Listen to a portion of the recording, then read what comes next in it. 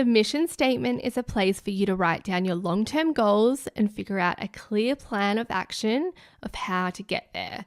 The first step is defining your goal, and a good way to do this is using the SMART philosophy: specific, measurable, achievable, realistic, and time-bound. An example of a SMART goal is renovate the kitchen to improve storage, layout, and aesthetics by 30th of April, 2026.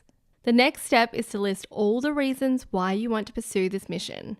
This is completely personal, so you don't have to share it with anyone. It's just for you to flick back on when you can feel that flicker of resistance and you kind of want to quit. This is going to be your source of motivation, your fuel to keep going. Think about why this goal is worth your time and energy, and think about the short-term benefits as well as the long-term benefits. If we consider the example of renovating the kitchen, you might want to do this because you want to make cooking and baking a more enjoyable experience. You want to create a more functional space for hosting events and gatherings. You want to increase storage solutions so that everything has a home. And maybe you want to increase your home value since you'll be selling in a few years. The next step is to debunk your fears. We all have them. We know that fears can often get in the way of our goals and prevent us from moving forward and making progress. That's why we've added a few journaling prompts to help you work through your fears. The first question is, what worst-case scenarios may result from pursuing this mission, and how likely are they to occur? If you're renovating your kitchen, here are some worst-case scenarios that might play out. Number 1, building delays. Number 2, exceeding budget. And number 3, not being happy with the finished product. If you consider the likelihood of these occurring, you might label the first and second as very likely, and the third unlikely, based on what you've heard from family and friends who have recently renovated.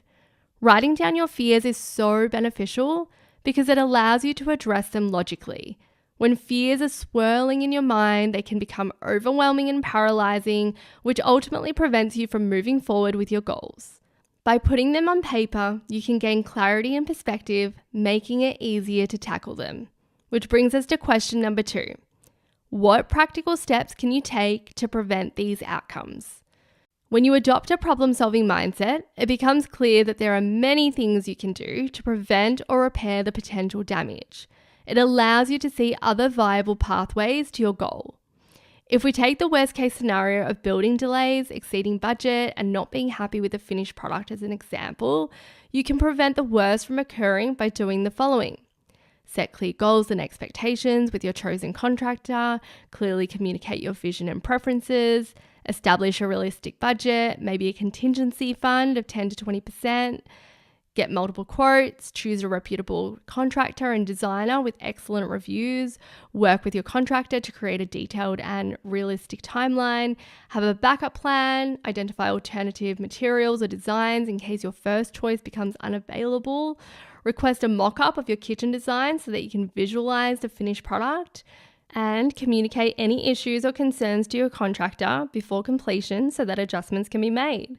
So as you can see, there are many steps that can be taken to prevent the worst from occurring. Question number 3. If the worst does come to pass, what practical steps can you take to repair any damage?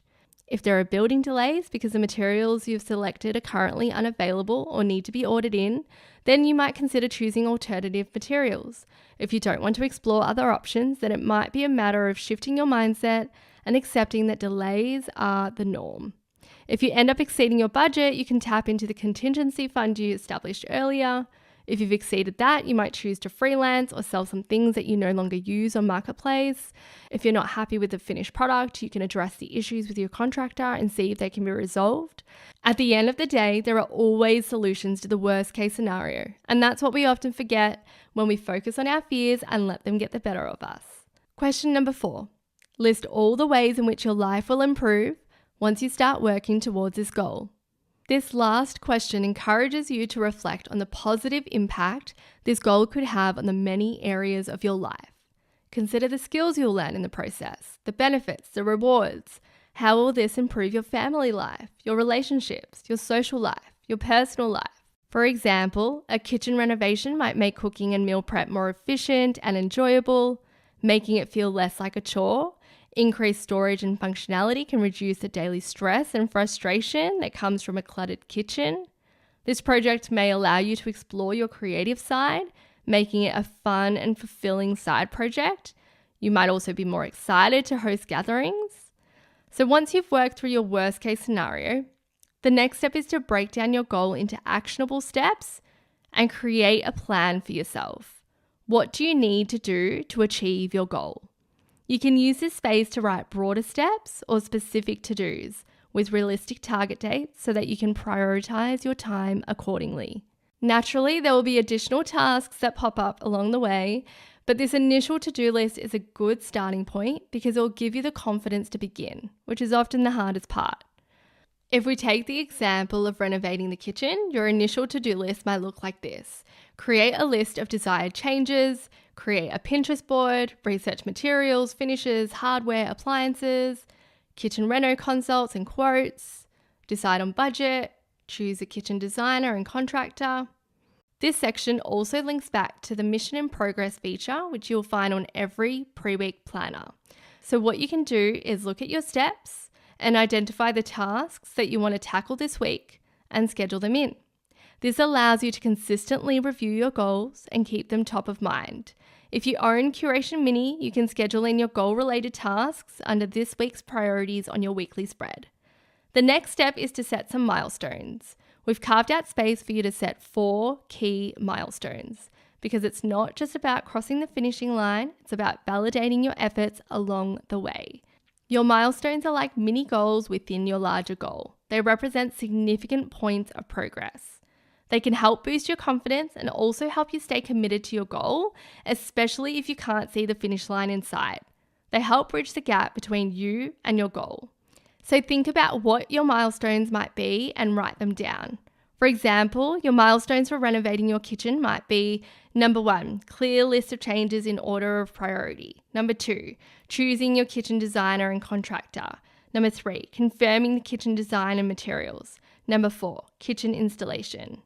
Just remember that your milestones should follow a linear path, meaning that by completing one milestone, you should be able to complete the next one and so forth. The next section is called rewards. We're big believers in celebrating our wins. So this here is space for you to write down how you want to celebrate accomplishing your mission. Maybe it's going out for a fancy dinner at your favorite restaurant. Maybe it's treating yourself to a spa day or getting a massage. You might also choose to include rewards for arriving at each milestone. For this particular goal, cooking in your brand new kitchen is probably the ultimate reward. But if it's been a stressful process, for example, then you might choose to treat yourself to a massage. And lastly, we've added a progress bar at the bottom because seeing your progress visually can be incredibly motivating. Shading in the progress bar will feel so rewarding and satisfying. The mission statement worksheets in the large version of Curation have a slightly different layout with the progress bar position at the top of each worksheet. We've also included brainstorming space at the bottom of each spread, allowing you to jot down ideas or do a brain dump before organizing your steps in a logical sequence.